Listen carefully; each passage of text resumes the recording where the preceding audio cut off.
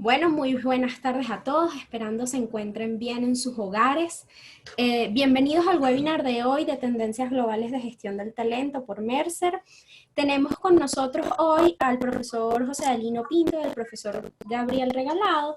Los voy a presentar. José Adelino Pinto es industriólogo experimentado en el área de compensación, con un historial además demostrado en toda la industria de alimentos y bebidas. También es experto en temas de negociación, planificación comercial, consultoría de recursos humanos, así como coaching y compensación diferida.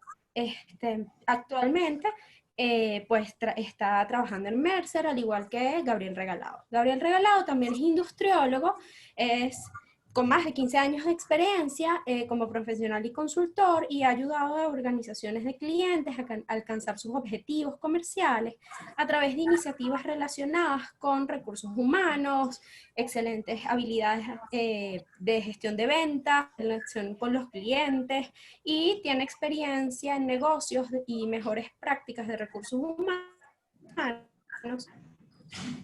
en la gestión andina y Centroamérica. Así, a nivel regional, a mano del profesor Gabriel Regalado, el profesor José Adelino Pinto aterrizará un poco el tema en Venezuela. Entonces, bueno, muchísimas gracias. Quienes vayan teniendo preguntas, la pueden colocar en la cajita de preguntas y respuestas, y si hay alguna duda o comentario, lo pueden colocar en el chat. Muchas gracias Adriana por la presentación, muchas gracias también a Clemencia por la invitación. Y la verdad, comenzaba con José Adelino unos días antes, estar acá con ustedes me llena de mucho placer.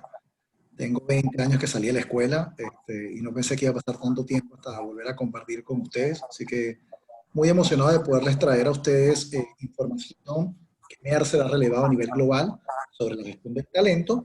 Y como bien lo decía Adriana, tengo el placer de que me acompañe José Adelino, colega, amigo, digamos, muchas cosas que hemos pasado juntos desde haber estudiado en la escuela hasta estar ahora en la misma, quien, como decía, me va a ayudar a aterrizar, por favor, José Adelino, los temas que estamos viendo a nivel nacional en Venezuela.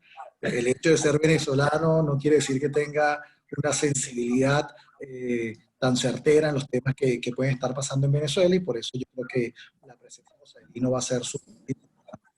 Entonces, como les decía anteriormente, esto es una encuesta que nosotros realizamos a nivel global. La realizamos con más de 8.000 clientes que están divididos usualmente entre lo que llamamos el C-Suite, que son los ejecutivos, digamos, de una organización, los líderes de recursos humanos, que en este caso son los gerentes, y los empleados como tal. Y obtenemos más de 8.000 respuestas que lo que buscan es entender hacia dónde se está dirigiendo la gestión del talento a nivel global.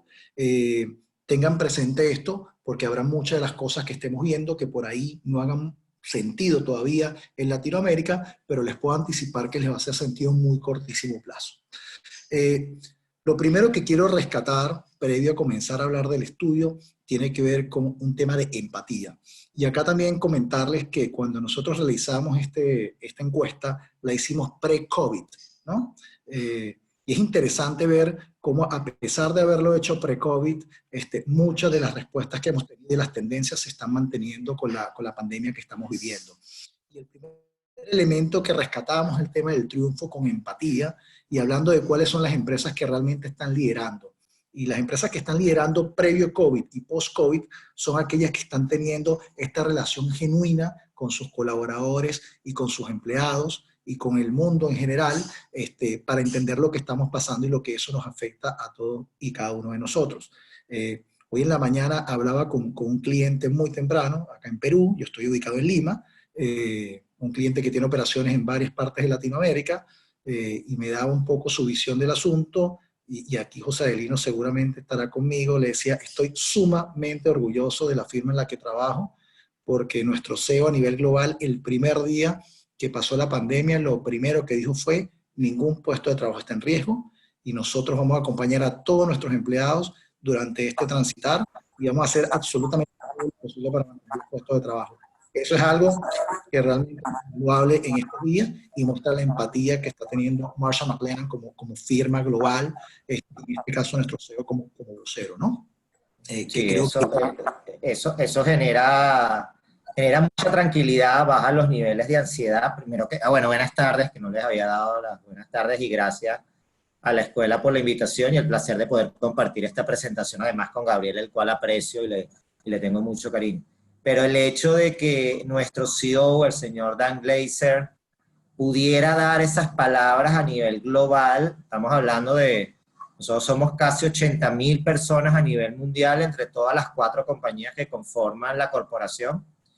Imagínate a esas 80 y tantas mil personas a nivel global que les digan que nadie va a perder su puesto de trabajo, que la compañía los va a apoyar en estas circunstancias que todos estamos viviendo.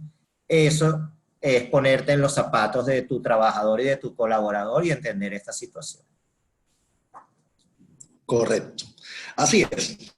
Entonces, no quería dejar de mencionarlo como inicio. Ahora, vamos a hablar un poco del estudio, ya entrando en materia. Como les recordaba, este estudio se hizo pre-COVID. Y pre-COVID, nosotros les preguntábamos a los clientes qué estaban viendo a nivel global en términos económicos. Y un buen porcentaje de los clientes preveían que iba a haber una disminución importante o una recesión. Casualmente después viene el COVID y tenemos una recesión obligada, ¿no? Entonces, a mano izquierda, lo que estamos viendo son los 2 escenarios sobre los cuales nos estamos moviendo hoy en día. Había un primer escenario donde se hablaba que en 6 meses íbamos a recuperar el control de la economía y la recesión iba a ser poca, pero ahorita la mayoría de los escenarios van a 12 o 18 meses a nivel global. Y a nivel de Latinoamérica, pues no escapa de esta realidad. La posición de Mercer y de Oliver Wyman, que es otra de las firmas que es parte del grupo, es que esta recesión va a durar de 12 a 24 meses, siendo 18 el punto intermedio.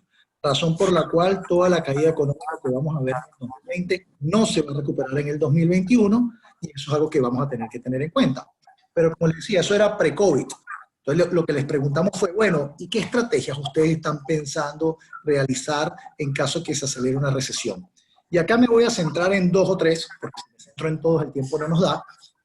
La primera tendría que ver con aumentar las alianzas estratégicas, ver cómo yo podía tener economías de escala que me permitan a mí afrontar esta recesión.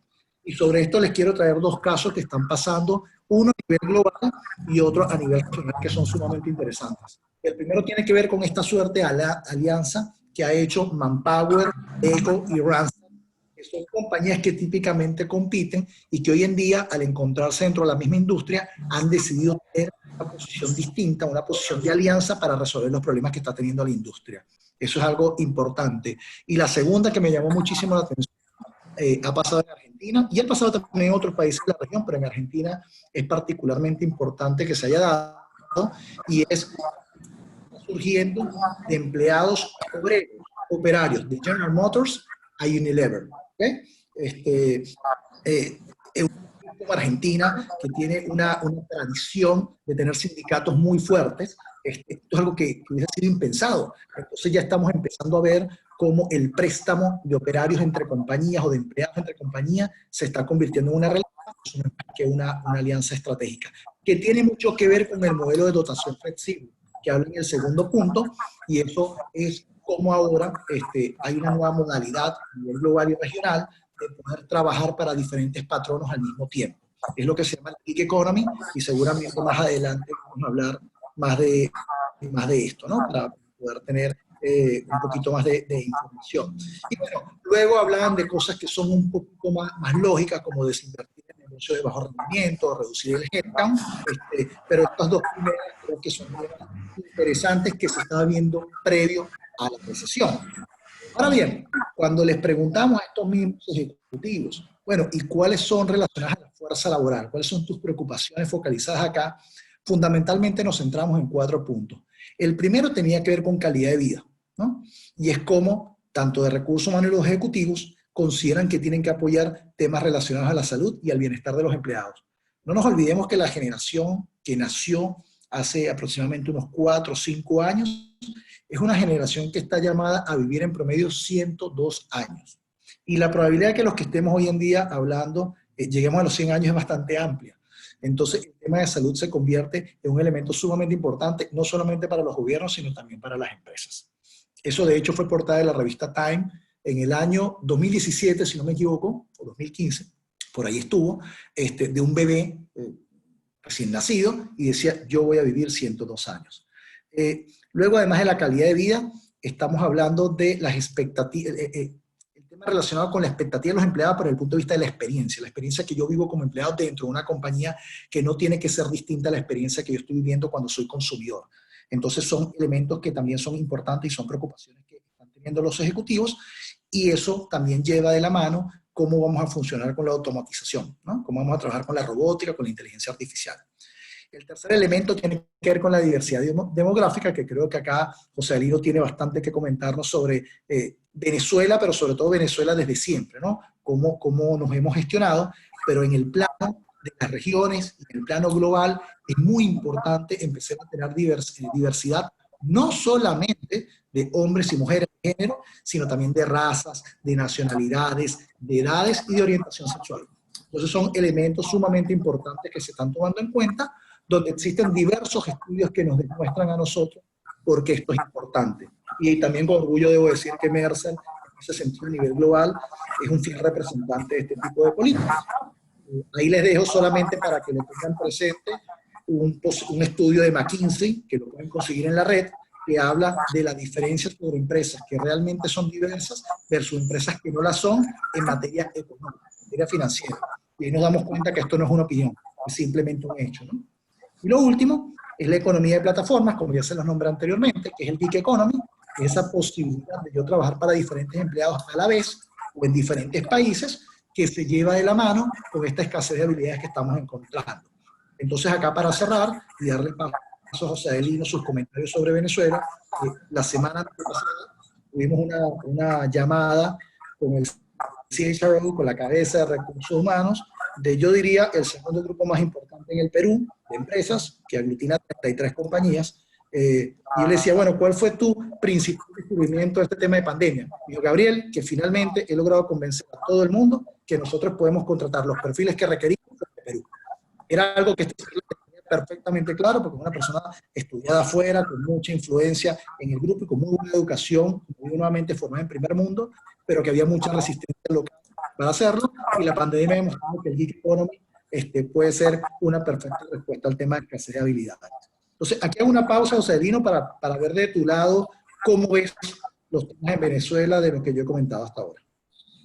Gracias, Gabo. Un poco para aterrizar un poco de esas aproximaciones de la región y globales hacia el tema de Venezuela, de los 4 temas que nos hablaba Gabriel, el primero, que estaba enfocado a la salud, a la calidad de vida, sí era un tema que en Venezuela toda la vida se había preocupado por la salud de los trabajadores, a pesar de la llegada de la hiperinflación en el año 2018, que mermó todo el elemento salud porque se le dio prioridad a lo económico para que la gente sobreviviera.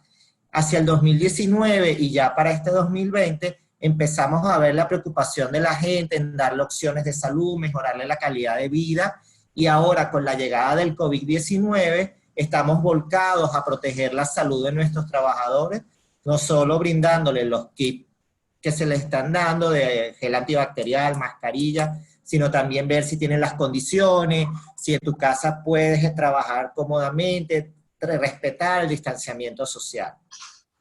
El segundo elemento que estaba enfocado en recursos humanos y las capacidades, uno de los grandes golpes que recibieron las organizaciones aquí en Venezuela por lo menos en los últimos 5 años, era la pérdida de talento por la emigración. La gente se estaba yendo del país producto de la crisis en la que estamos sumergidos. Entonces la preocupación eran los talentos claves o talentos críticos, y sobre eso se enfocaron todas las estrategias de retención, que esas estrategias no solo eran darle compensación en bolívares o en dólares a ese grupo de trabajadores, sino también dar formación, empezar a formar talento. Estamos desarrollando las capacidades, buscar que el trabajador adquiera capacidades que son requeridas para las organizaciones. Y ahí estamos en este momento. Uno de los focos estratégicos este año para las organizaciones son retener al talento, garantizar el flujo de caja, no perder mi cantidad de clientes actuales y mantener la calidad de los productos que yo comercializo o los servicios. Fíjense cómo en los 4 pilares de las organizaciones ahorita el talento sigue, y el talento visto como retener y formar. Entonces, después el elemento que nos mencionaba Gabriel de la diversidad, por el cual él decía que en el caso de Venezuela siempre fuimos pioneros, a nivel de Venezuela nosotros nunca tuvimos elementos de discriminación. Las empresas contrataban mujeres y hombres más o menos en la misma medida, no teníamos un tema del tema de género, orientación sexual, religión, raza, etcétera, sino que más bien siempre fuimos un país orientado a los conocimientos y las habilidades, más que a esos elementos. Y por eso vemos mujeres en cargos gerenciales, como CEO aquí en Venezuela, que no se ven tantos en otros países de la región. El último elemento que sí mencionaba Gabriel, ese sí es un elemento que lamentablemente no está presente en Venezuela, eso de que yo pueda trabajar para varios patronos, primero porque la legislación no lo permite, la legislación laboral como está estructurada no permite ese tema. La gente dice, bueno, pero yo puedo matar tigritos, yo te hago por fuera, eso lo puedes hacer, es verdad, pero como estructura legal no está permitido en Venezuela esa figura. Y más bien muchas organizaciones quisieran que otras le quiten trabajadores de encima, porque el foco de muchas organizaciones ahorita es hacer reingeniería del mercado, es disminuir su masa laboral. Eso sí es una de las prioridades en este momento. Antes del COVID estaba esa prioridad, y con el COVID se aceleró esa prioridad. Gracias, Gabo. Buenísimo, Sadalino, no, buenísimo. Entonces, bueno, para seguir entrando en materia, 4 elementos que nosotros identificamos como las grandes tendencias que vamos a estar enfocándonos a nivel global en el talento, ¿no? El primero es enfocarse en el futuro, formación de nuevas habilidades, percepción a través de la ciencia y energizar la experiencia. Aquí voy a correr un poco para darnos a ver datos que realmente son importantes. Y ahora, vamos a ver cómo avanza acá. Ya que parece que hubo un tema aquí con la... Listo.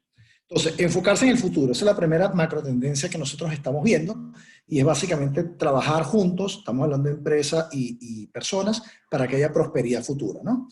Entonces, acá comenzamos con una cita de Greta Thunberg, que seguramente es una persona que ustedes conocen, con la cual yo coincido con la cita, que tiene que ver con los ojos de las futuras generaciones están puestos sobre nosotros, sobre los que estamos dirigiendo hoy en día compañías, y si nosotros llegamos a fallar, pues no nos lo van a perdonar, ¿no? ¿Y esto por qué?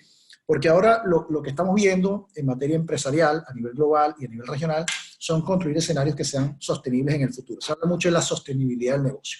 Entonces, datos que voy a ir soltando a medida que vamos avanzando. 85% de los líderes coinciden en que el propósito de una compañía tiene que ir más allá del accionista. Yo me formé en la escuela, creo que Josaelino sería más o menos lo mismo, fuimos formados para darle valor al accionista. Hoy en día ese mundo está cambiando y se dice, no solamente es valor al accionista, hay otro tipo de personas y otro tipo de intereses a los cuales tú le tienes que dar valor. La mitad de los líderes de negocio ya están planteándose esto, decir, bueno, ¿y quién es más aparte del accionista? Yo le tendría que estar dando valor. Ahora, el problema es que de esos 50% que planean centrarse, solamente un 35% ya están alineando estas prácticas empresariales a un modelo de múltiples stakeholders, que en este caso, por ejemplo, estamos hablando de comunidades, ¿no? Que son cosas que seguramente ustedes han venido escuchando también. Luego vamos a ver aquí a extrema derecha unos datos que tampoco son menores, ¿no? El 75% o 3 de cada 4 compañías cuyo CEO, y aquí me voy a ir hacia abajo para que lo puedan leer, tiene métricas ESG. ¿Qué es ESG? Environment, medio ambiente, ¿no? Sostenibilidad y gobernanza. Gobernanza es una práctica de buen gobierno corporativo. Por ejemplo, tener prácticas que evadan o que limiten, mejor dicho, problemas relacionados a corrupción. Entonces, las compañías que tienen CEOs, que tienen dentro de sus balance scorecard, dentro de sus objetivos, responsabilidades ESG, tienen una tasa de crecimiento 6% o mayor con respecto a sus pares. Esto de alguna manera lo que busca es que esto no sea simplemente un tema conceptual y un tema de bonito, sino un tema que realmente tiene un efecto positivo en las finanzas o en el PNL de las compañías, ¿no? Y una de cada 4 compañías cuyo CEO no tiene responsabilidad ESG, entonces alcanzarán una tasa de crecimiento del 6%. Es decir, si yo tengo estas responsabilidades dentro de mis objetivos, la probabilidad de que yo tenga mejores resultados que mi competencia es mayor. Entonces, ¿cómo se hace, no? Para cumplir un modelo de múltiples stakeholders, ¿qué es lo que va a generar de alguna manera el compromiso y el respeto? ¿No? Entonces, van a ver arriba que 1 de cada 3 personas prefiere trabajar en una organización que muestra este tipo de responsabilidad. Y les comento, no son menores las entrevistas que yo he tenido para personas que están entrando a Mercer, que nos preguntan cuál es el propósito de la compañía o hacia dónde vamos. Y la verdad, soy muy honesto, cuando yo me gradué, a mí lo único que me importaba era trabajar en una buena compañía. No estaba muy pendiente de su propósito, de su visión, de qué le devolvía a la comunidad. Lo que estaba pendiente era de su marca y de cuánto me iban a pagar y si iba a tener oportunidad de crecimiento. That's it. Hoy en día eso empieza a cambiar, entonces los empleados empiezan a preferir compañías que tengan mucha responsabilidad en la recompensa, en un 50%, que sean compañías que se preocupen por nuestro bienestar, pero no solamente desde el punto de vista de dinero, sino nuestro bienestar físico y psicológico también. Y cuando hablamos de bienestar financiero futuro, no bienestar financiero presente. ¿Esto qué quiere decir? Empresas que se preocupen, por ejemplo, cómo nos está afectando el tema del COVID hoy en día. La empresa está brindando espacios para generar conversaciones a personas que están sufriendo niveles de ansiedad o estrés, ¿sí o no? Entonces, si la empresa me brinda ese espacio, pues claramente es una empresa que los empleados prefieren estar. Que tenga un sentido de propósito, que sepa qué es lo que le estoy devolviendo a la compañía, qué es lo que somos como compañía, ¿no? Y que hay una preocupación nuevamente por el medio ambiente y por un tema de igualdad social, ¿no? A mano izquierda vemos que es importante para los empleados. Vuelvo y repito, esto es una información que ustedes van a tener, van a poder leer a detalle, pero básicamente lo que estamos viendo son muchos temas a futuro. Y quizás en Venezuela, que José Adelino nos contará que el futuro pudiera ser muy lejano y vivimos más el presente. A nivel global, preocuparse por el bienestar financiero a largo plazo, preocuparse por la salud, son elementos claves, importantes y diferenciadores a nivel empresarial. Ahora, lo triste de todo esto es que si bien sabemos que esta es la dirección que tenemos que llevar, solamente el 23% ofrecen educación financiera a los empleados, solamente una cuarta parte subsidia póliza de salud y solamente el 12% tiene datos analíticos para llevar a cabo. Entonces, ¿qué es lo que nosotros estamos viendo en general? Y aquí pasando rápido, bueno, ¿cómo voy a unir yo a nivel futuro, ¿no? Las habilidades que se requieren en el futuro, la nueva tecnología que está apareciendo y cómo esto va a diseñar puestos de trabajo, ¿no? Cómo va a tener una fuerza laboral eficiente, con bienestar y con alto nivel de productividad, tomando en cuenta que tengo 4 generaciones conviviendo, pero no solamente 4 generaciones conviviendo, ya empiezo a tener generaciones menores, como los millennials, siendo jefes de generaciones mayores como los baby boomers. Entonces, ¿cómo se establece ese tipo de relación, ¿no? Entonces, parte de la responsabilidad de recursos humanos es poder identificar estas futuras habilidades y hacer el link con las nuevas tecnologías y poder, en este caso, empezar a diseñar la organización del futuro, que ya lo vamos a hablar más adelante sobre qué estamos hablando. Pero les doy un dato. Empiezan a surgir nuevos puestos de trabajo. Probablemente José Adelino nos podrá decir algo en Venezuela, y si no, en la próxima sección yo les hablo. José Adelino, ¿esto cómo se habla entonces? ¿Cómo lo vemos en Venezuela? A ver, vamos a ir comiéndonos en 3 grandes cosas. Más o menos el tema del propósito y de los trabajadores que buscan un propósito laboral, sí es una tendencia que también está presente en Venezuela. En las generaciones jóvenes, las generaciones de ustedes que están en este momento en la universidad y que van a salir, sí están preocupados en buscar una organización que le ofrezca un propósito y no solo un elemento salarial. Uno puede pensar que, bueno, sí, la crisis aquí es muy importante y necesito ganar dinero, eso es verdad, eso nadie lo cuestiona, pero muchos trabajadores en este momento sí mantienen el tema del propósito, por lo cual ahí nos parecemos a lo que a nivel global está sucediendo con ese tema. Desde el punto de vista de la preocupación de recursos humanos, del estancamiento salarial, que es un dato importante, eso no era un problema para nosotros, en el sentido de que Venezuela venía con el tema de la hiperinflación, dando ajustes mensuales y todo ese tema, el salario iba creciendo, más bien era la preocupación de recursos humanos era cómo hacía para que la persona mejorarle su calidad de vida. Con la llegada del COVID, el 65% de las organizaciones suspendieron todos esos programas porque ahora el foco es ver cómo el flujo de caja se mantiene. Sí es interesante, de los datos que menciona Gabriel, es que las organizaciones no subsidian los planes de salud a nivel regional, muy pocas. En el caso de Venezuela es el contrario, aquí la totalidad de la organización subsidia fuertemente los planes de salud hasta llegar a pagar el 100% de las primas en algunos casos. caso. Lo cual eso nos hace cambiar un poco el esquema. El unir la tecnología... A ver, ¿me escuchan? Sí se escucha, profe. Sí, gracias. Es que me dio un mensaje me sale un mensaje que internet está inestable. Entonces, cuando sale me paro El tema de las tecnologías, aquí vimos un fenómeno que se empezó a dar hacia finales del 2019, principio de este año, antes de la llegada del COVID, y fue el surgimiento de todo un conjunto de plataformas, de compañías a través de plataformas de redes sociales que se encargaban de pagos electrónicos, diseños de web, delivery, o sea, todo un mundo de compañías que se llaman unas startups, y eso generó todo un crecimiento en el mundo de la tecnología y que todo eso se estaba trasladando a muchas organizaciones, por lo cual estaban mejorando en ese aspecto. Obviamente, a la llegada del COVID, lo que hizo a muchas organizaciones fue acelerar su proceso de tecnificación, porque si no, no sobreviven a esta pandemia. Bien, ahora continuamos. Gabriel.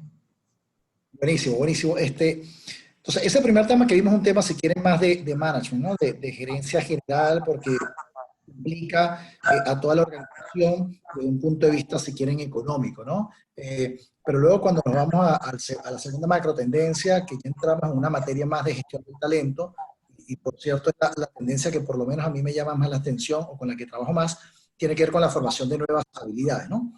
Entonces, tenemos que formar nuevas habilidades, y aquí simplemente leo la necesidad que tenemos de desarrollar nuevas habilidades, porque es altamente probable que se transformen más de 1.000 millones de puestos de trabajo. Hoy en día estamos hablando de 1.000 millones, y se va a transformar con temas relacionados a la tecnología, y en ese sentido Latinoamérica va a tener una brecha bastante larga que cubrir. No solamente el tema tecnológico hace que nosotros progresemos en Latinoamérica, pero estamos progresando a un ritmo mucho menor al que está progresando Europa, al que progresa Estados Unidos, pero todavía mucho menor al que progresa otra región de franco crecimiento como es Asia, ¿no? A los que conocen, por ejemplo, a Andrés Oppenheimer, que es un destacado periodista en CNN, argentino, pero radicado hace muchos años en Estados Unidos, ha tenido varios libros, el último, Sálvese quien pueda, te lo recomiendo ampliamente, y entre otras cosas porque ahí vemos cuál es la inversión que están haciendo los países asiáticos en tecnología versus el resto del mundo. Y es sencillamente abrumador. Estamos hablando que más del 70% de los robots se están comprando y se están construyendo en Asia. Eso nos puede dejar atrás durante un buen tiempo, así que esta formación de nuevas habilidades no es menor. Ahora, ¿tú sabes que un punto ahí, Gabriel, un poco para comentarles una anécdota, pero no de Venezuela, sino de la pandemia? Hay una empresa japonesa que cuando ocurre el COVID tenía toda su operación en China.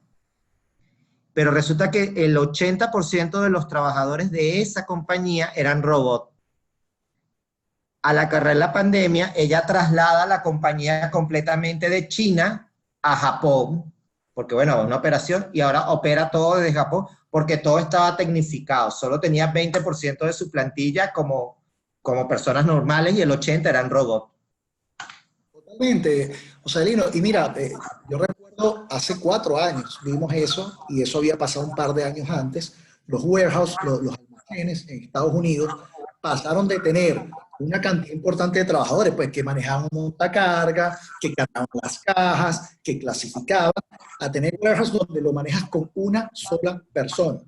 Y lo que tienes son unos aparatitos que parecen como un disco, ¿no? Y ese aparatito se encarga de mover absolutamente todo el material o todas las compras. Amazon tiene muchos de esos warehouses, ¿ok?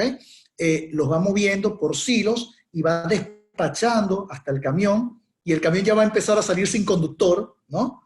Y lo que le preguntamos en ese entonces a la persona que estaba exponiendo de cuál era la principal ventaja, que era más que obvia la ventaja, ¿no? Pero le preguntamos, bueno, ¿y cuál es la principal ventaja que tú ves? Dice, bueno, que los robots ni se enferman, ni piden permiso, ni forman sindicatos. Entonces la productividad es espectacular. ¿Sí? Y trabajan 24 por 7, por 365 días. Nunca paran. El tipo decía, trabajan 23 horas y media porque necesitan 30 minutos para cargar la batería. Entonces se empiezan a generar otras cosas Y eso es una realidad, nos guste o no.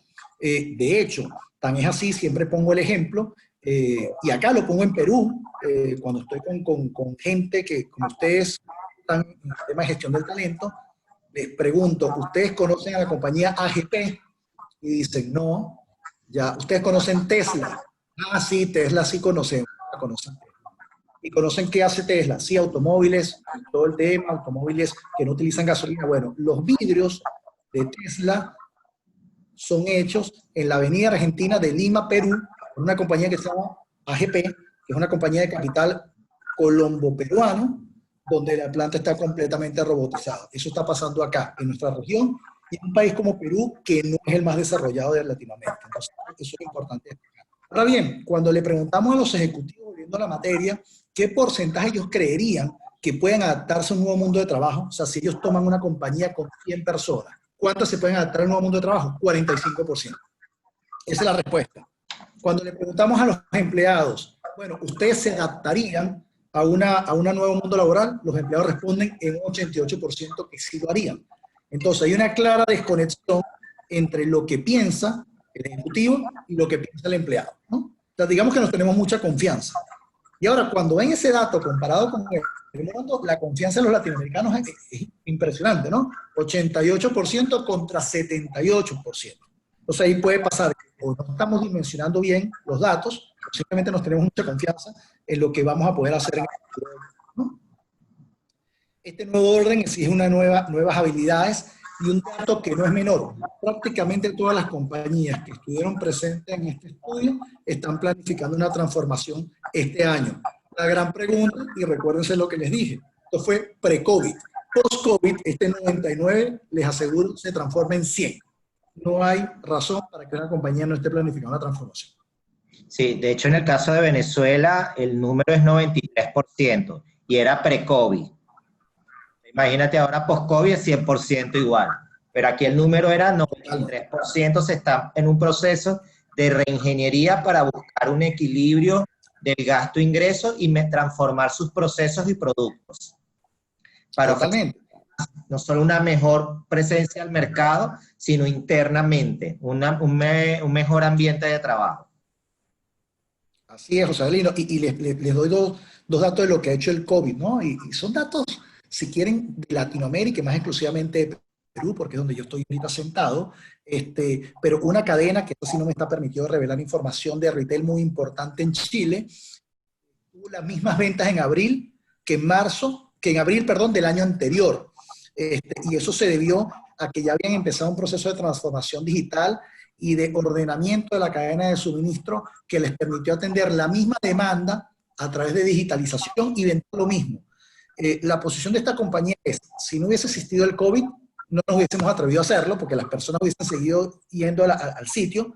Y ahora lo que nos preguntamos es qué pasaría en un mundo sin COVID. Mis ventas no serían del mismo tamaño, sino serían muy superiores a las que tuve en años anteriores. Y la otra pregunta que se hacen es, ¿y yo para qué tengo gente en las tiendas si estoy teniendo las mismas ventas? Entonces se empiezan a cuestionar modelos de negocio interesantes. O en Perú, sí, los hoteles han cambiado, ¿no? Los hoteles piensan que no van a abrir, por lo menos hasta final de año. Y hay cadenas importantes. Bueno, acaban de migrar todo su modelo de negocio y ahora te están cobrando aproximadamente entre 500 y 700 dólares la habitación de manera mensual para que tú y tu pareja, máximo 2 personas, puedan hacer vida por un mes ahí. Le han tumbado el negocio Airbnb, que ya se había caído, ¿okay?, de alguna manera, y de otra manera la respuesta a costos hundidos que ya tengo, bueno, ¿cómo le saco renta al activo que ya tengo? ¿Sí? Interesantísimo, porque esos mismos hoteles antes estaban cobrando aproximadamente 200 dólares la noche. Que por 4 noches de antes, ahora tienes un mes de atención, con gimnasio, con piscina, con todo. Sí, eso es un poco el mismo modelo que Amazon por muchos años desarrolló de la compra online y el envío puerta a puerta.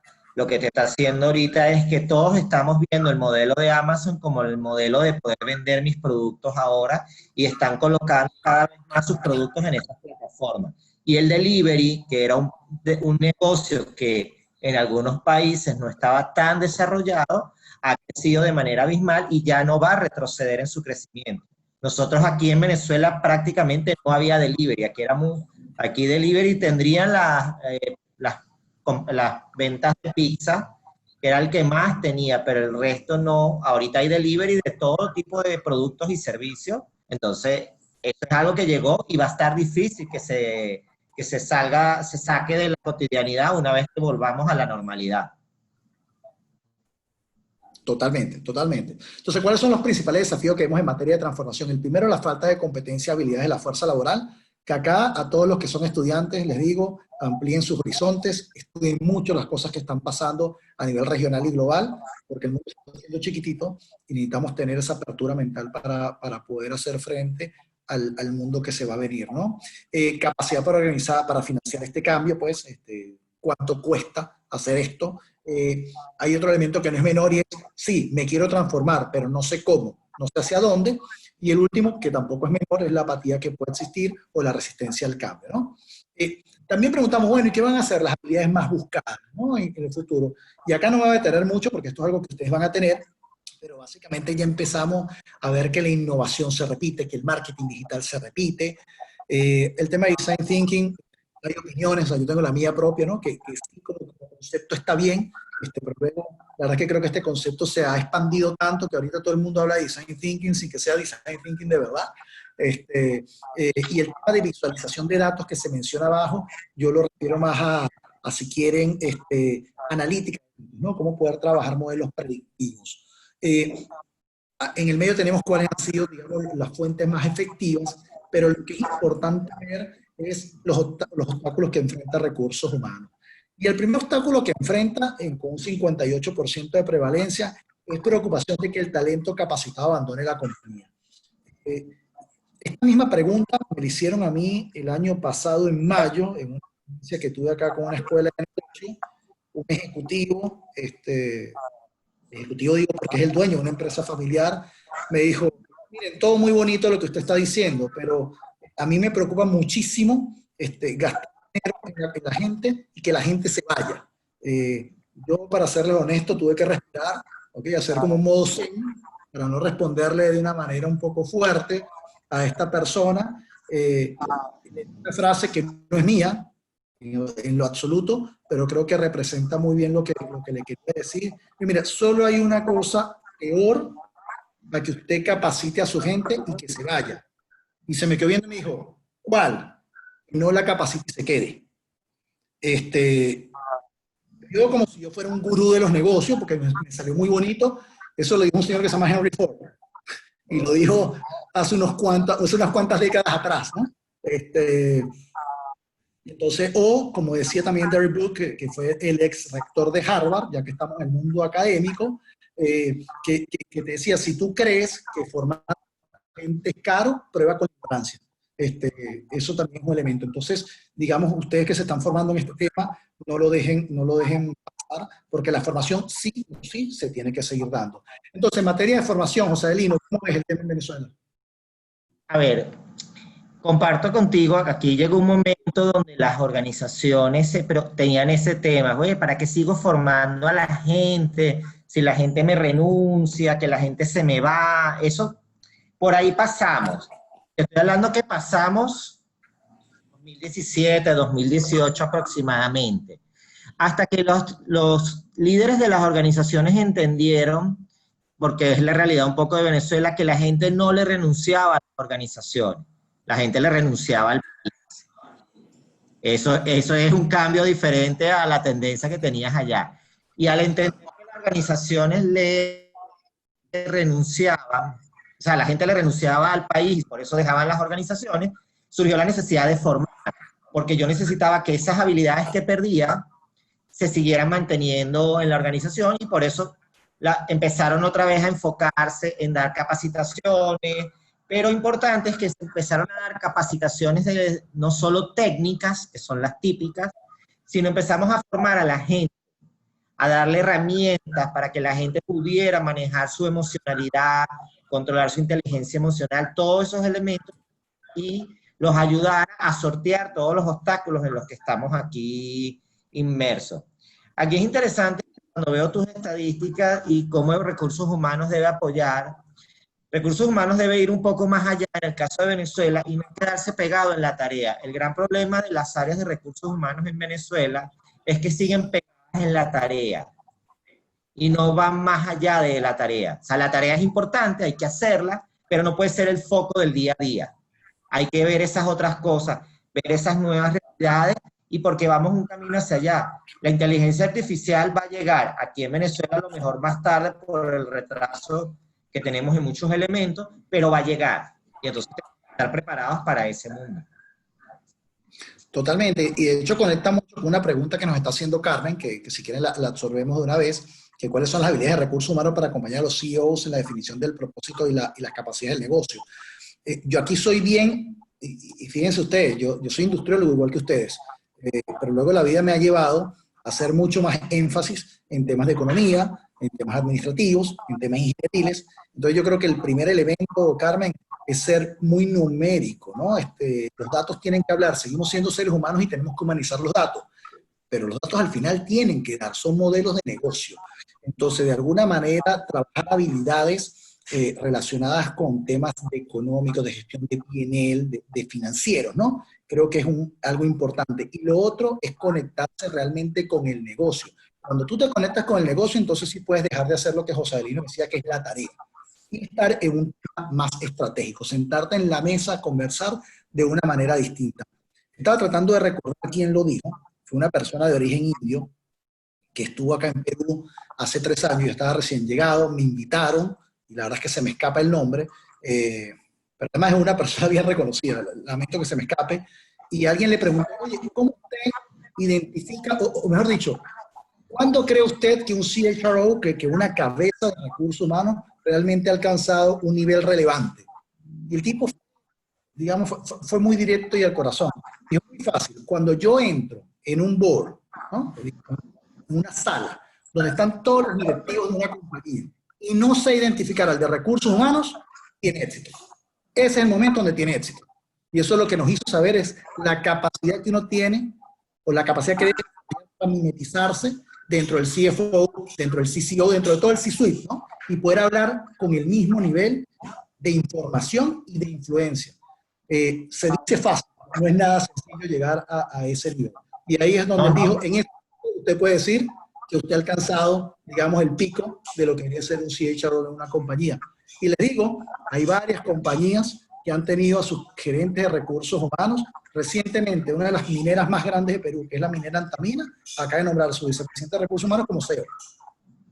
No fue gratis que se lo haya llevado este señor, ¿no? Seguimos en aras del tiempo para hablar percibir a través de la ciencia, que es la tercera macro tendencia. Acá lo que me parece súper interesante es que ya empezamos a ver, ¿no?, que los análisis predictivos, que es esto que dice 39%, empieza a crecer. Fíjense cómo era en los años anteriores. Estaba en torno al 4, 10%. Ya en este año empezamos a ver que empieza a subir de manera importante y que la mayoría de los ejecutivos están viendo a los analíticos de talento como algo clave. ¿Qué es un análisis predictivo? Es algo que me permite a mí, con los datos que tengo, predecir el futuro, hacer un forecast de lo que va a ocurrir. Y a extrema derecha tenemos algunos de los principales datos que los ejecutivos les piden a recursos humanos. Por ejemplo, ¿por qué un equipo tiene alto desempeño y el otro no? O cuáles son los principales impulsores del compromiso de nuestra organización. O el tema de desigualdad salarial. Hoy les recomendaba el estudio de McKinsey. ¿Por qué se lo recomendaba? Porque nuevamente ahí lo que decían era que una empresa diversa outperforma, o sea, mejora en rendimiento en más del 30% una empresa que no lo es en indicadores financieros. O sea, nuevamente no es, como decimos en Perú, floro, es realidad. Y algo que es muy importante, es probable que abandone la compañía en los próximos 6 a 12 meses. Son las 4 preguntas que se hacen los ejecutivos y que a través de inteligencia de datos, Data Analytics, se puede empezar uno a responder, ¿no? Y luego, datos generales, cómo se utilizan actualmente algunos de estos temas de inteligencia artificial, como por ejemplo identificación de candidatos más adecuados. A través de, ahí habla de un tema que es el scrapping en y esto lamentablemente no me dio tiempo de modificar la presentación, pero me hubiese encantado presentar este meme que decía, gracias a Dios que nací en la época donde no existía Facebook, porque si no, estupideces estuviesen colgadas en la red. Yo soy una persona que digo eso con toda seguridad, pero lo que le digo es que cuídense, chicos, porque las redes sociales, el scrapping, es lo que viene, y ya en otros países, cuando usted va a una entrevista, ya no vas a la entrevista a contar, ya saben tu tendencia política, tu tendencia con respecto a derechos humanos, qué cosas haces, qué cosas dejas de hacer, lo tienen perfectamente canalizado y eso se hace a través de inteligencia artificial. Si es Sí, ético, no es ético. de hecho ya todas las grandes oficinas de seguridad, como el FBI, todos esos ya usan las redes sociales para identificar y ver el perfil de una persona completamente. Correcto, correcto. Entonces esto va, ¿no? Entonces también lo utilizamos para onboarding. Esto tiene que ver todo con lo que es la tecnología, ¿cierto? Ahora, fíjense, a extrema derecha dice que 1/3 de los empleados piensan que la inteligencia artificial o la automatización va a reemplazar su puesto de trabajo en los próximos 3 años. Yo coincido, pero también es cierto que se van a generar nuevos puestos de trabajo. Y esos son los nuevos puestos de trabajo para los cuales nosotros nos tenemos que preparar. Les voy a... Cuando yo estudié en la universidad, que fue hace 20 años no son nada, el puesto de Community Manager no existía. Hoy en día Community es una posición y se estudia. Un líder de Design Thinking no existía, hoy es una posición y se estudia. Hoy un experto en metodologías ágiles no existía, es una posición y se estudia. Hoy un analista de criptomonedas, no existían las criptomonedas, hoy en día existen y se estudian. Un operador de drones, no existían los drones, ahora están. Entonces, si es cierto que se van a perder puestos de trabajo, también se van a generar puestos de trabajo. Por ejemplo, en Perú, y sigo con cosas que pasan acá, que me llaman mucho la atención, ustedes todavía podían ver cómo uno llegaba a un centro comercial o a un edificio de oficinas y tenías que tomar el estacionamiento y tenías una persona que te daba el ticket. O sea, él le daba el botón. Una vez un ejecutivo de la corporación que vino me dijo, por supuesto, a manera irónica, me dice, wow, qué avanzados están en Perú, que tienen a unos robots que parecen humanos dando el ticket del estacionamiento. El daño que se le hace a esa gente es porque el día que te sustituye la tecnología, ¿qué puedes decir que sabes hacer? Entonces, esto es algo que tenemos que tener en mente. Y acá, José Adelino, no sé cómo la inteligencia artificial, la robotización y todos estos temas están teniendo relevancia con el mundo. Muy poca, Gabo. Sí están presentes, sobre todo, hay todo un boom de compañías de tecnología pequeñas, grandes desarrollos, pero todavía es un mercado todavía muy pequeño. Las organizaciones no han avanzado todavía el elemento de la inteligencia artificial. Hay algunas que sí lo están haciendo, están automatizando, pero no piensen que la inteligencia artificial es comprarme un software y bueno, ya tengo un mejor software para hacer las ventas o la cobranza o la nómina, no. Va un poco más allá y aquí todavía no está tan presente. Hemos visto, hay algunas compañías que lo tienen, pero todavía no es, porque obviamente el retraso a nivel de tecnología de nosotros es muy grande y la falta de acceso a divisas por muchos años obstaculizó que muchas de esas tecnologías llegaran rápidamente. Ahora es que, bueno, menos la economía se está dolarizando y eso puede ayudar a incentivar a que ese tipo de inteligencia artificial llegue al país. Sí, ustedes que están, por ejemplo, en materia de gestión de capital humano y estamos relacionados en selección, yo les puedo decir de compañías que incluso tienen alianzas con Mercer, como Pymetrics, que a través de gaming, a través de juegos, se hace la selección. Y a través de los juegos se ve cuáles son las competencias que una persona tiene. Entonces, les pongo un ejemplo. Hay un jueguito que uno hace cuando estás en proceso de selección, es una bomba, ¿no? Que tú vas inflando, le vas dando tap, le vas dando al botoncito, ¿ok? Y cada vez que le das al botoncito, eso te sube 5 centavos de dólar, ¿sí? Y la idea es acumular la mayor cantidad de dinero que tú puedas acumular en un periodo de tiempo corto, ¿no? Pero lo que no sabes es en qué momento la bomba te va a explotar. Te puede explotar al segundo, te puede explotar al 20, ¿no? Entonces, la idea es darle la bomba, colectar, o sea, recolectar las monedas, ¿no? Entonces, no sé, le das 3 veces, recolectas 15 centavos, le das 4 veces, recolectas 20, pero es posible que te explote antes, o es posible que siguiera. ¿Qué es lo que mide eso? Mide la aversión al riesgo, y eso lo utilizamos para temas relacionados a tesorería, por ejemplo. Entonces, yo cuando hice eso, claramente salí que no podía trabajar en tesorería, porque yo soy bien poco pro riesgo, ¿no? Soy bien adverso al riesgo. y eso te permite identificar, bueno, competencias de uno con los puestos de trabajo que se estén realizando. O por lo menos otra Ahí, cosa que ahí sí diferimos, yo sí soy pro riesgos, yo asumo no, muchos no, riesgos. claro, pero fíjate que es interesante porque puede ser que tú asumiendo riesgo colectes más dinero que yo, porque no es un tema de colectar o no colectar dinero al final del día, es cada cuánto tú dices, ¿entiendes? Depende, ¿no? O una experiencia que tuvimos hace 7 años, para que vean todo el tiempo que ha pasado en Mercer, Estados Unidos, con un desarrollo para conseguir el Company Man de una plataforma petrolera que estaba fuera de costa, ¿no? Y lo que hicimos fue el desarrollo de un juego. Entonces llegaron estos gurús que decían, yo tengo experiencia en todo este tema, y le dijimos, la experiencia nos importa poco. Aquí tiene su control, un helicóptero lo aterrizaba en una plataforma petrolera, ¿qué hace? Hágale. Y ahí vimos las competencias. Le explotaban cosas, le pasaban temas con el sindicato y la persona tenía que reaccionar en tiempo real. Bueno, eso combinado con otros elementos son los que nos están dando temas de inteligencia artificial. Y por último, para poder culminar en tiempo, tenemos que ver con el tema de la experiencia, ¿no? De cómo energizamos la experiencia de los empleados. Y aquí tenemos que, cuando nosotros hablamos de experiencias, cómo nosotros vivimos en el día a día dentro de las compañías. Y aquí cito dos personas. Una es Richard Branson, que seguramente lo conocen, que es el CEO de Virgin, que es un conglomerado mundial que ha tenido todo tipo de empresas en todo tipo de industrias, que él dice, mire, tratar a los clientes bien, no, trate bien a sus empleados porque ellos son los que van a tratar bien a los clientes. Entonces habla un poquito del tema de experiencia. Y lo segundo es un señor que seguramente leen ustedes, David Ulrich, que para mí es uno de los gurús en los temas de recursos humanos y muy vigente.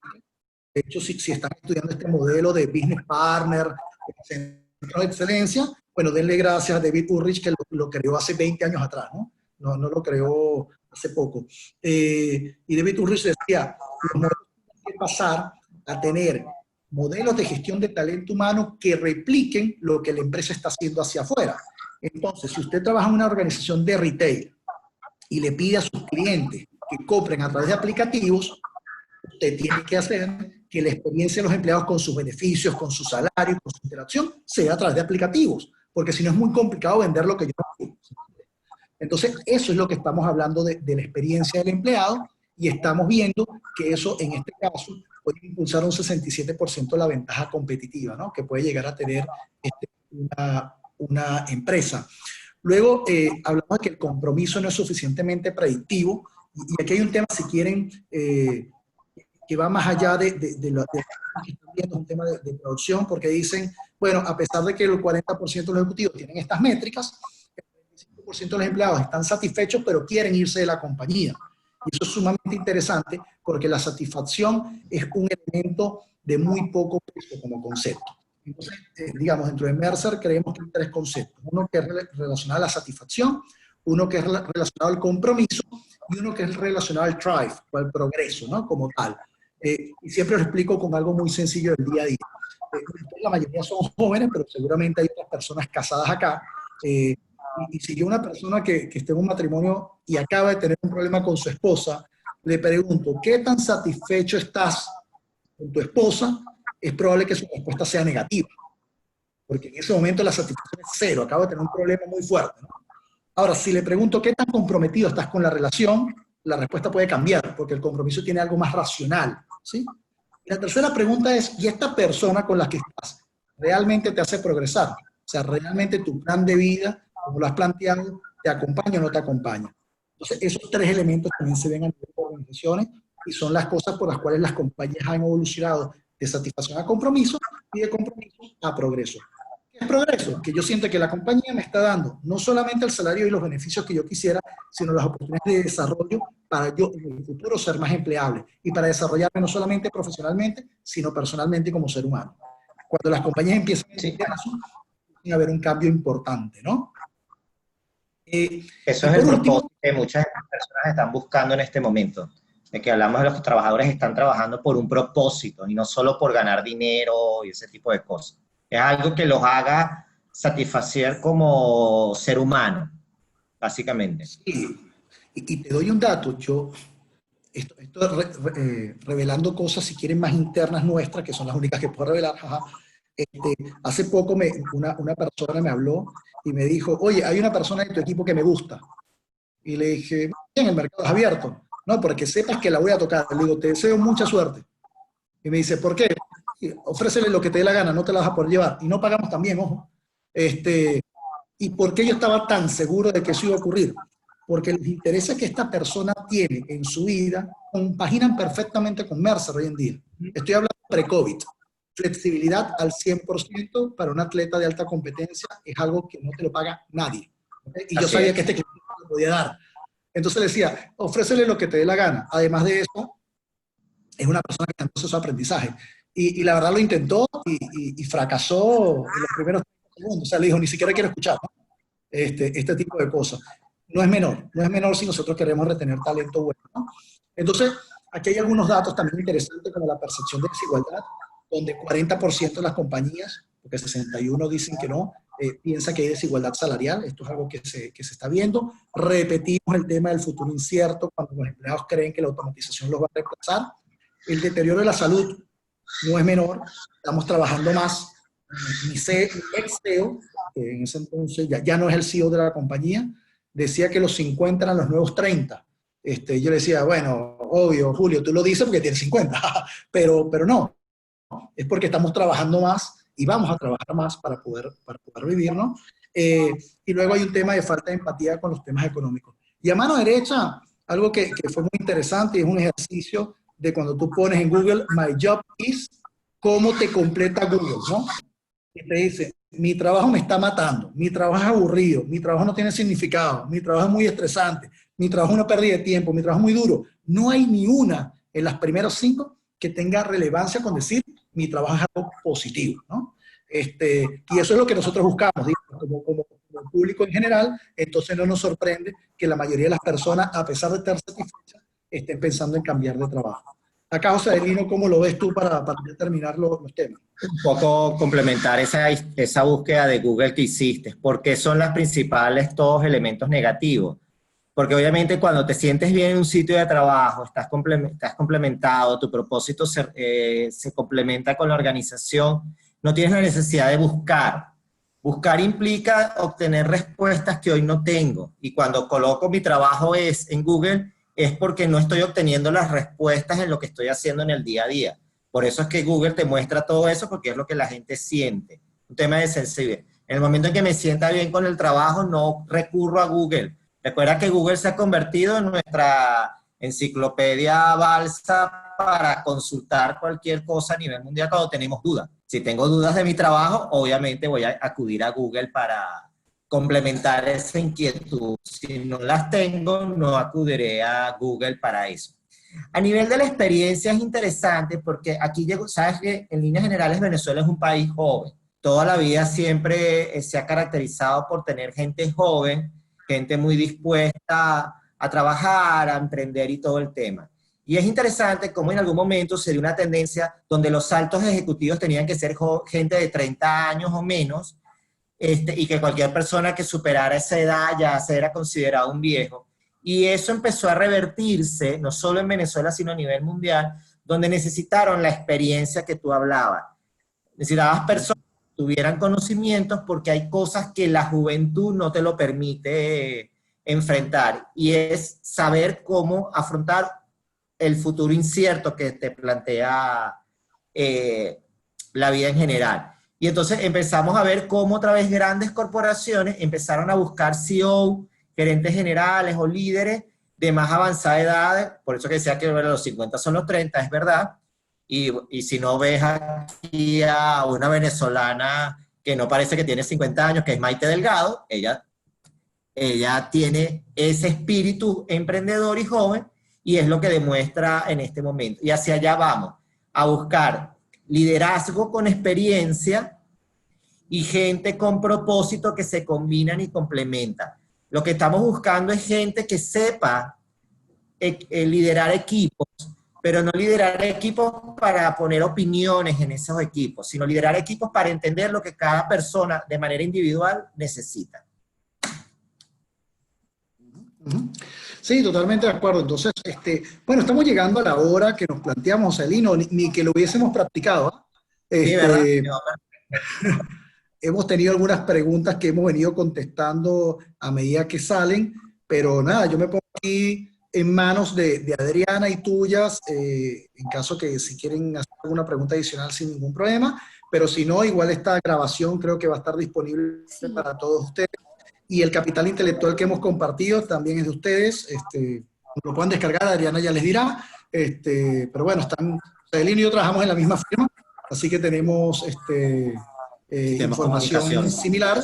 Sí. Para mí fue un placer nuevamente. Gracias, Joselino, por la invitación. A Adriana y Clemente por aceptarme en esto. Y nuevamente, contribuir con el alma mater siempre es algo muy positivo. Había tenido experiencia dando clases en Colombia, en Perú y en Venezuela todavía ni siquiera una charlita. Así que buenísimo estar con todos ustedes. No, verdad que agradecido también, Gabriel, de estar contigo en el espacio, compartir, intercambiar ideas y opiniones, escuchar las preguntas, me parece excelente. No sé si hay alguien que quiera preguntar, que tenga algún... Adriana. Profe. Bueno, muchísimas gracias a ambos, de verdad, por toda la información que nos han dado el día de hoy, ¿no? Creo que es valioso no solo por la información teórica, sino por las experiencias de cada uno, ¿no? Y las visiones. Por acá la profesora Carmen Rincón había preguntado cuáles creen que son las habilidades de recursos humanos para acompañar a los CEO en la definición del propósito y las capacidades del negocio. No sé, Gabriel, si quieres complemento, yo te complemento. Sí, mira, lo comentamos un poco más, pero yo creo que habilidades numéricas es clave. O sea, yo creo que un ejecutivo de recursos humanos que hoy en día sigue hablando del aspecto de psicología está mandado a recoger hace rato. Todo lo que tenga que ver con el uso de tecnología para generar información y analíticos hacia futuro. Sin eso, también yo creo que es algo que le va a complicar. El CEO, perdón, el CHRO moderno, el que tiene que hoy en día tener o va a tener más posibilidades de tener éxito, va a ser aquel que pueda hacer cualquier cargo. O sea, las personas que recuerdo hoy en día en la región, ni siquiera me estoy yendo al globo, que están manejando equipos de recursos humanos en organizaciones grandes, relevantes, que están haciendo cosas distintas, son personas que tienen una formación multidisciplinar y que pueden hablar de prácticamente todo tema y mayor tipo de problema, ¿no? Y se pueden adelantar al futuro y ser un socio real del CEO, ¿no? Y pueden ser, ¿por qué no?, un sustituto del CEO. Cuando yo me gradué, la verdad es que verte como CEO era imposible como recurso humano. Hoy en día puedo contar muchísimos casos de personas que lo son. De hecho, mi rol cambió. O sea, yo estudié relaciones industriales, como ustedes lo saben, y la verdad hoy en día extraño mucho hacer consultoría porque, bueno, te terminas metiendo en temas relacionados a inversiones, administración de P&L, a temas relacionados con real estate, o sea, con cosas que sí o sí vas a tener que conocer si tú quieres realmente hacer un aporte al CEO o al directorio de la compañía.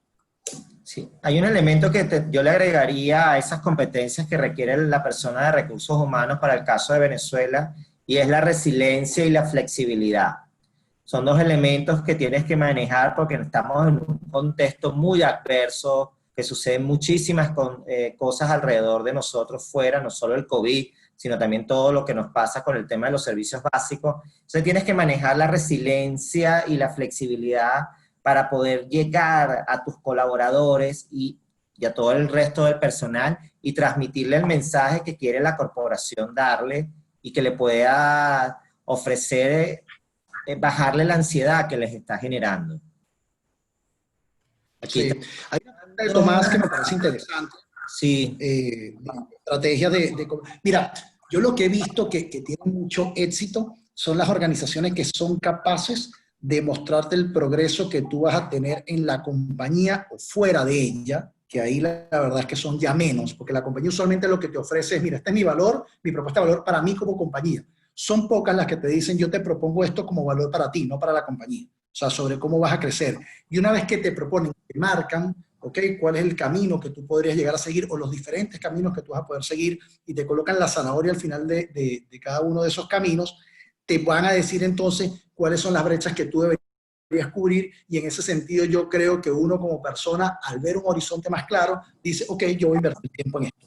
Pero Tomás, lo que sí te digo de todas maneras es que eso pasa por ti. Es un poco las mismas discusiones que estamos teniendo ahorita en otra materia, pero que tiene relación con lo que ustedes estudian, que son temas pensionales, que esa preocupación, no solamente en Venezuela, sino en toda la región, de decir, bueno, mi retiro está en manos del gobierno, mi retiro está en manos del Estado. No, señor, el retiro de ustedes está en manos de ustedes. El que tiene que hacer planes de ahorro es usted, el que tiene que hacer inversiones es usted. Si el gobierno te ayuda, todo bien, pero eso pasa por uno como persona.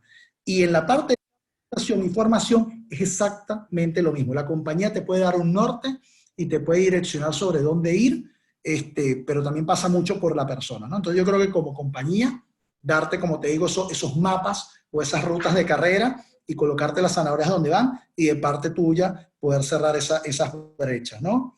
Y ahora Luis nos pregunta recomendaciones a los jóvenes.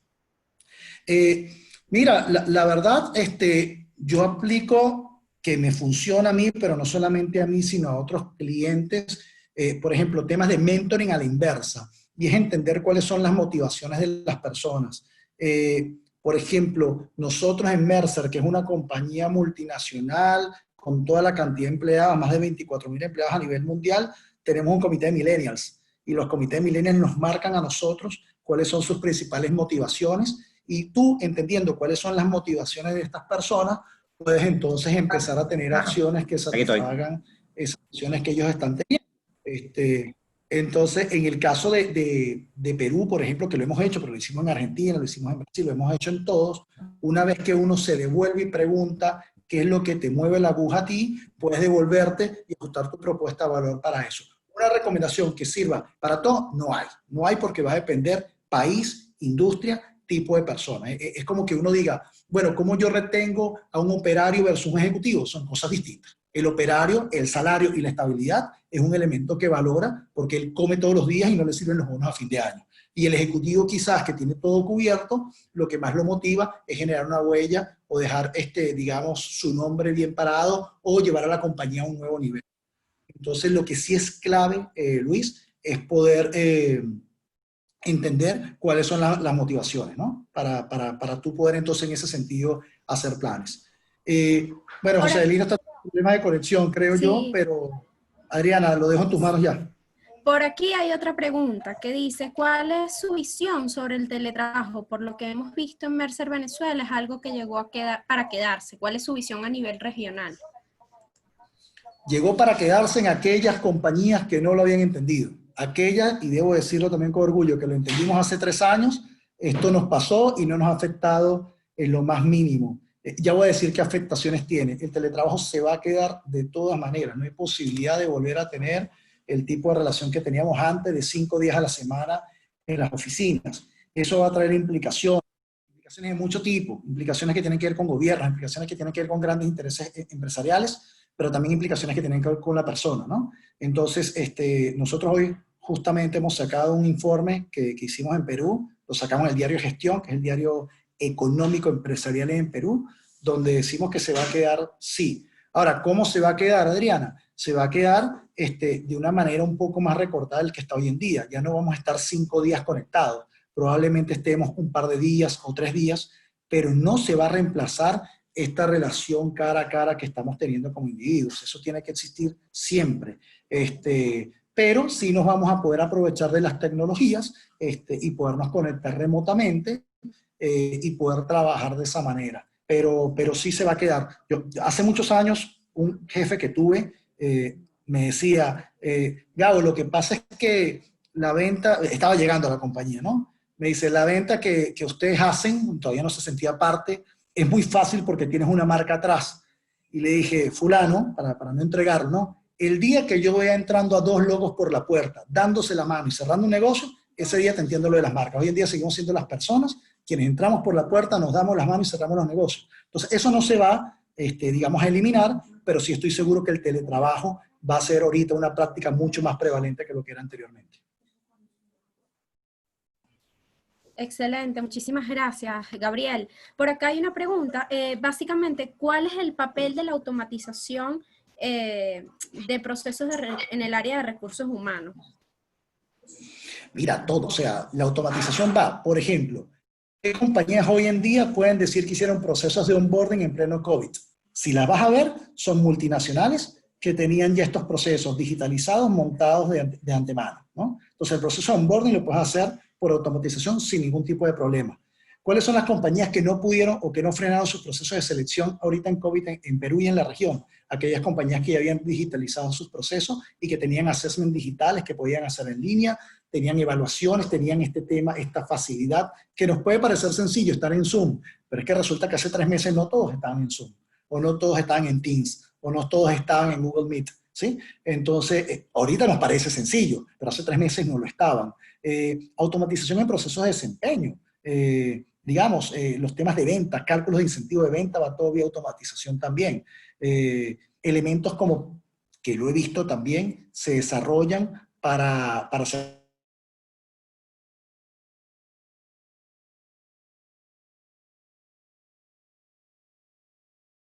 discusión dentro del panel. Sabrina fue mi jefa hace muchos años y se recordará mi primera experiencia en un tema de convenciones colectivas hace años en Avon. Y nosotros íbamos con todo nuestro material y un GAO haciendo análisis y todo el cuento. Ahorita las compañías no van con eso, van con un sistema y ante las demandas digamos, de los empleados, simplemente se modela si puedo o no puedo aceptar eso y veo cómo va a ser la implicación. Entonces la automatización nos da para todos. Entonces, van a ver las personas que le tengan miedo, se friseen, se queden en frío, ¿no? Se congelen y no avancen. Otras personas que entiendan que la automatización lo que trae son nuevos elementos para hacerme mi trabajo más fácil y yo voy a tener que desarrollar otras habilidades. Porque independientemente que la automatización me genere a mí los escenarios que yo tengo que discutir en tiempo real con un sindicato, la persona que está enfrente del jefe sindical sigue siendo una persona que tiene sentimientos. Entonces voy a tener que desarrollar habilidades para poder cumplir mi función. Bueno, muchísimas gracias. Sí, disculpe que No, tranquilo, profe. me quedé sin internet, esa realidad que pasan aquí. Listo, bueno, les agradezco mucho. Yo tengo que ir a una reunión en 18 minutos, así que si no me quedaría más tiempo. Bueno, pero bueno, Adriana, dígame. Hay una sola última pregunta de parte de Tomás. Él dice si hay alguna estrategia para combatir la resistencia al cambio desde la perspectiva del líder y la del colaborador. José Adelino, no sé si tú quieres y te complemento yo en esta, para darte chance también que te has estado por fuera. No, no te preocupes, voy a ir proyectando esto para hacerle un poco de publicidad también a la universidad que me ha pedido esto, para que sepa. Claro que sí. Ya va, déjame ver un minuto. Dame acá, porque no escuché todo lo que dijiste de la pregunta de Tomás. Está en el chat igual. Sí, pero no me deja abrir el chat. Te pregunta que cuál es la estrategia que se debería seguir para combatir la resistencia al cambio desde la perspectiva del líder y del colaborador. A ver, en el caso, pensando cómo hacer la resistencia al cambio, nosotros venimos estamos en un país donde los cambios están sucediendo muy rápidamente en muchos aspectos. Todos los días estamos inmersos en un nuevo cambio, todos los días pasa algo, y mucha reciente que, oye, todo cambia en el exterior, yo no quiero que mi trabajo cambien las cosas porque es como el único sitio donde yo me puedo sentir seguro. Lo que debes trabajar es en la perspectiva de que los cambios lo que nos llevan es a mejor y hacerle cambiar el concepto a la gente de que los cambios son malos. Porque más allá de que afuera todo esté cambiando de la organización y esté cambiando para mal, internamente un cambio puede ser una nueva oportunidad ya hecha y tienes que verlo desde ese punto de vista. Obviamente hay que manejar la empatía, entender la situación de cada una de las personas y sobre eso llevarlo al camino del cambio como una estrategia de transformación y de avance y evolución. En la medida en que la persona sienta que evoluciona con el cambio, en esa medida va a comprar la idea. Y tu rol como líder es llevarlo a ese camino transformacional que es el cambio. Sí. Nosotros ahorita hicimos ¿Quieres complementarlo? Sí, hicimos un estudio, ¿no? sobre el tema de resiliencia, que creo que es una competencia cada vez más presente, ¿no? Yo creo que el líder es el que está mandado cierto. a la pauta a marcar la pauta de todo. Y cuando el líder es capaz de generar un norte con base en el propósito, ¿sí? Y poderte transmitir a ti las ventajas que tiene de hacer ciertos cambios, la verdad es que suma empezar si quieren, a tumbar esa resistencia al cambio. El punto, Tomás, es que si yo no veo esto, o sea, si tú me dices a mí cambia, mi primera pregunta es ¿por qué y para qué? Entonces, si tú eres capaz de estructurar un discurso enfocado primero en el por qué, luego en el cómo y luego en el qué, como dice Simon Sinek, que es un destacado, para mí uno de los capos en materia de management a nivel global, va a ser muchísimo más sentido y más fácil realizar cambios a colaboradores, ¿no? Pero te doy espacio para que cierres, José Adelino, con a la escuela. No, dándole las gracias a la escuela por estos espacios que permiten traer información relevante para los estudiantes y para las personas que se conectan, que es lo que está sucediendo a nivel de talento, no solo en Venezuela, sino en el mundo.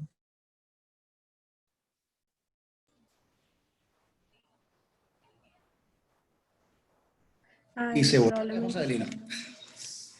Sí, el internet está... Sí. Ahí está.